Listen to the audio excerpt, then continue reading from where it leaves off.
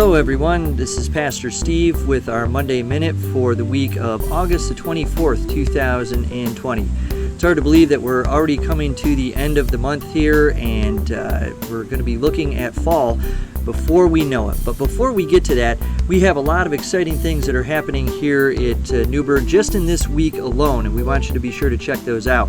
The first thing, of course, is our town hall meeting that's going to be conducted online starting at 7 o'clock this Tuesday, tomorrow night, and we hope that you'll be able to join us there on Facebook Live as we talk a little bit more about what our situation is here at the church and what other activities we'll be having coming up for September, what we're thinking about for the future, and also a chance to ask your questions and try to get those answered as well. So join us tomorrow evening at 7 o'clock for our online town hall meeting. If you've registered already, don't forget that our Hunters in the Sky program presented by the Leslie Science and Nature Center is coming up on Wednesday, either at 6 o'clock or 7:30, depending on which one you have registered for.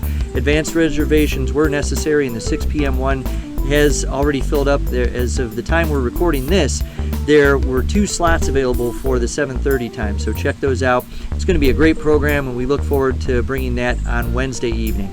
Also, this coming Sunday on August the 30th, in addition to our online worship service, which we'll be doing normally at 10 a.m., we want to invite you to join us outside on the front lawn at 6 p.m. for an outdoor Vespers and Communion service.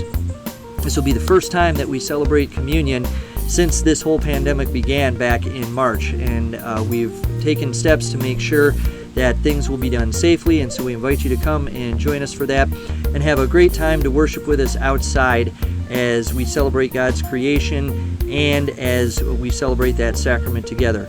Also, be sure to be checking our Facebook and social media and email, as depending on the weather, as we all know, things could change at a moment's notice, so please do check that out. And lots of other things that will be happening in the month of September as well. Again, you can see all of that on our social media and by checking out our website at newburgumc.org. Today, I wanted to talk to you about being annoyed. We all get annoyed at various different things, and we all have times where we're just annoyed in general. And especially in this time, because we're so restricted in the things that we can and cannot do, we have tended to get a little bit annoyed with people, with ourselves, and just with the general situation that we find going on here. And you know what? That's okay. It's natural. I get annoyed, you get annoyed, we all get annoyed sometimes. I got annoyed that this is my third take trying to do this video here, between dogs barking and people cutting their grass and the like, but hopefully this one will work. But again, all of these problems are temporary. Even though we know that as Christians we should try to love one another and to listen and respect one another, we still get annoyed. But you know what? We're in very good company too, because you know who else got annoyed? Jesus. In fact, the Gospels tell us that he got annoyed a lot, especially with his disciples, the people who were following him, listening to him all the time, and think they should know better.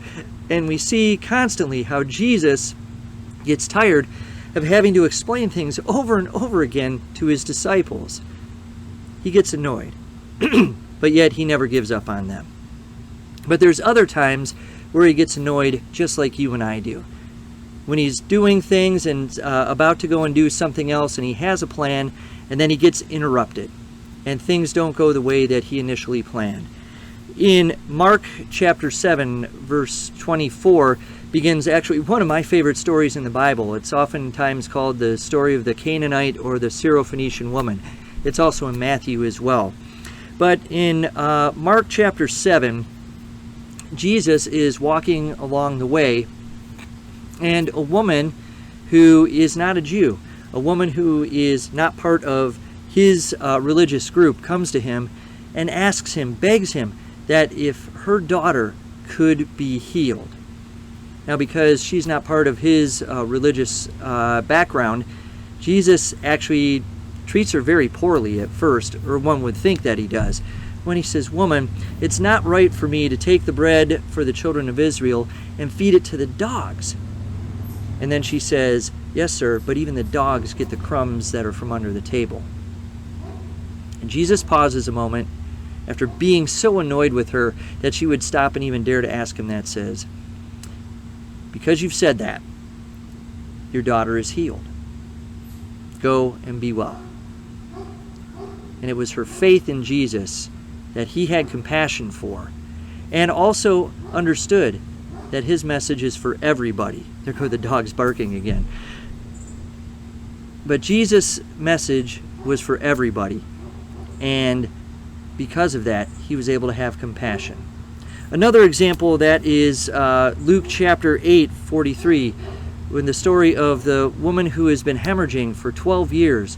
And while Jesus is actually on his way to go to a synagogue leader's house to heal his daughter, she runs up to him and touches his garment. And in the midst of all of that chaos, Jesus stops, annoyed, and says, "Who touched me?" And Peter says, "All these crowds around you, and then you ask who touched me?" And Jesus says, "No, somebody touched me. I felt the power leave me when somebody grabbed a hold of my garment." It was just then that the woman came forward and said that it was her, and that all she wanted to do was touch his garment, and she would be healed. And she was. And Jesus, while initially annoyed that somebody had touched him and power had gone out of him, has compassion upon her. And he says, "Woman, your faith has made you well." Jesus got annoyed, just like the rest of us. Jesus made plans, and when those plans got interrupted, he would get annoyed. We all get annoyed.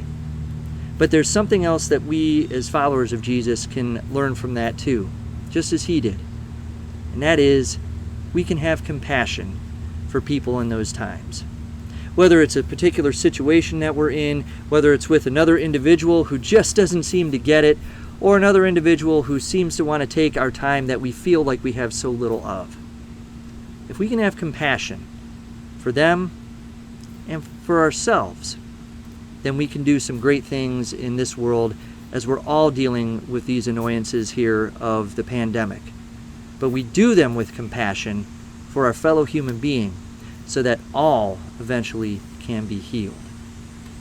So even in the times when we get annoyed, we know that we can have compassion and grace because God, through Jesus, has compassion and grace on us. Let's carry that with us, and let's try to show that compassion in the midst of all that we're dealing with this week and in the weeks to come. Have a safe and blessed week. We'll look forward to seeing you tomorrow night for our online town hall meeting, and then join us for worship on Sunday. God bless.